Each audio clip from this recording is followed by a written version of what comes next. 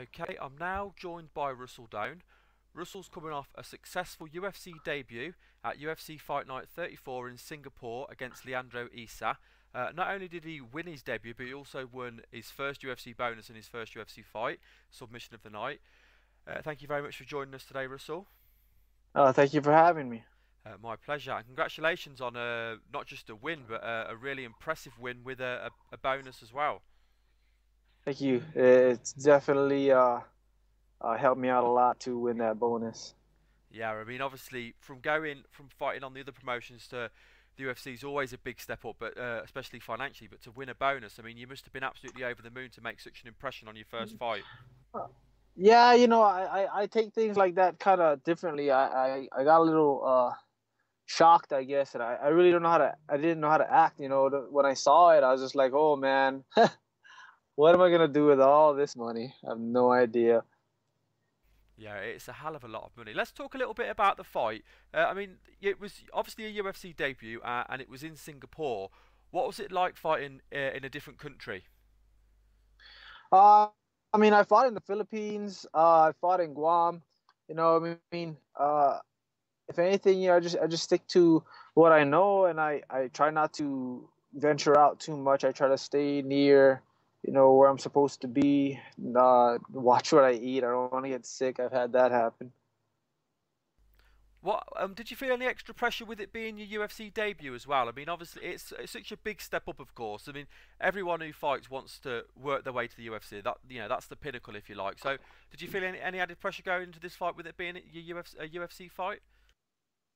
Yeah, well, going up, leading up to any fight I have, I feel a lot of pressure. I get super nervous. Throughout my whole fight camp, it's like, every fight I have, all I think about is everything he can do and everything he can catch me with, and I work so hard on it, and I use that as like a drive, and then as soon as I get in there, it's all gone, and I just, my body just goes into overdrive, and I just go. There's no more fear left. It's pretty interesting. I mean, going into the fight as well, Issa was known for his ground game. So, what was your hmm game plan going into the fight? Uh, mainly was to keep it standing, of course. We worked a lot of defense. We worked a lot of, if we did get taken down, stand back up as fast as we could. We worked a lot of positioning to keep him off my back. Keep it striking, of course. He's a world champion. It wouldn't be too smart to think, oh, yeah, let's go for a takedown. So, So really, it was never your intention to get a submission. I mean, your whole plan really was to keep it fighting and to beat him up on the feet. yes, completely. This whole camp, I don't think I ever thought, hey, let's go for a submission. Or if I get this position, I'll go for a triangle. I'll go for an armbar. It was just like, positioning, get back to the feet, and work, do some damage. I think one of the biggest differences in the fight as well was cardio. I mean, your cardio, you looked exceptional. Where he did seem to be tiring. Did you feel that? Did you feel he was getting tired as well? When he got that first triangle on, and he was fighting for it pretty hard. I got my base up high, so I was pretty good, and I felt safe, and he was holding it. So I mean, anybody who knows he's gonna be tired. That's a lot of energy expended, on his legs. So I think we all kind of knew it. I mean, in being the type of fighter he was as well, he was never really going to tap, and of course he hung in there for as long as he could. Talk us through the end of the fight. Oh yeah, when I had that arm lock in, I felt his elbow popping. I was like, oh man, he's gonna make me rip it off. Don't make me rip it off. Don't make me rip it off. And then, you know, he turned and I got the triangle. And as soon as I locked it in, I knew he wasn't gonna tap. So I just squeezed, and then it's a good thing too, because if he made it out of that round, we would have to go again, and there goes my bonus. Yeah, I think it always adds to the drama of the finish as well. Not so much. It's never nice seeing someone have a broken limb, but when you see somebody go out from a choke, I don't know. It just looks hmm a lot more. But it was a really because it was on really quick as well. It was a really tight triangle quick, wasn't it? And he seemed to go out really quick as well. Yeah, actually, triangles. Chokes in general. I love chokes. You know, when I'm training and when I'm practicing and I go for arm bars, I have a really bad habit of hurting my partners, my training partners. You know, I really don't know my own strength, so I got really used to chokes. And usually my chokes, when they come quick and they come hard. Now, after such an impressive debut, I mean, how did you feel after the fight? You got any knocks, any injuries? When would you like to go back again and get back in there and compete?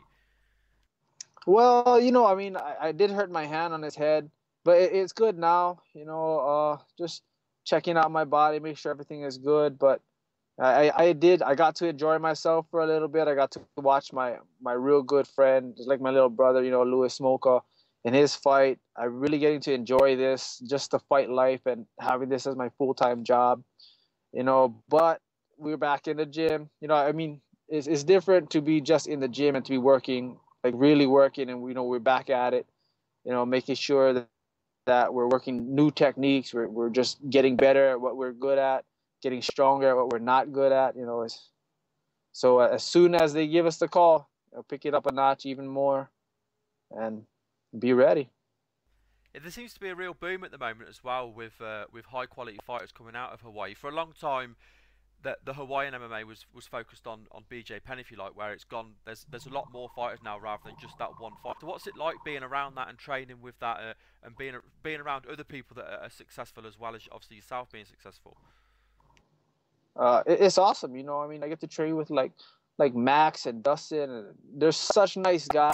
They got a lot of insight. You know what I mean? We all sit down after practice. We talk stories. You know, it's great. It's great for Hawaii. You know, the young guys growing up, coming up, they get to look at us. You know, we get to be role models, and it's really good for us. It's really good for Hawaii, the exposure.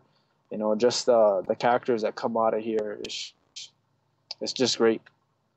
Yeah, it certainly is, and I mean, I'm going to be talking to Lewis shortly. I mean, you and Lewis are both setting an example for youngsters that want to get involved in the sport. It's brilliant the level you've got to, and of course are going to continue to go to. So thank you very much for your time today. I really appreciate it, Russell.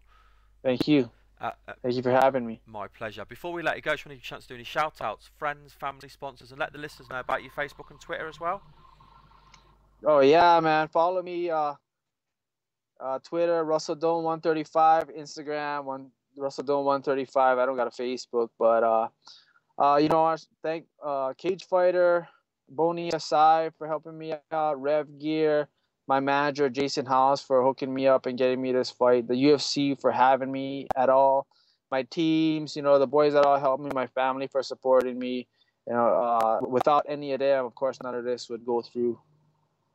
Well, we look forward to seeing you fight again in the octagon, hopefully in the near future. Thank you very much for your time, Russell.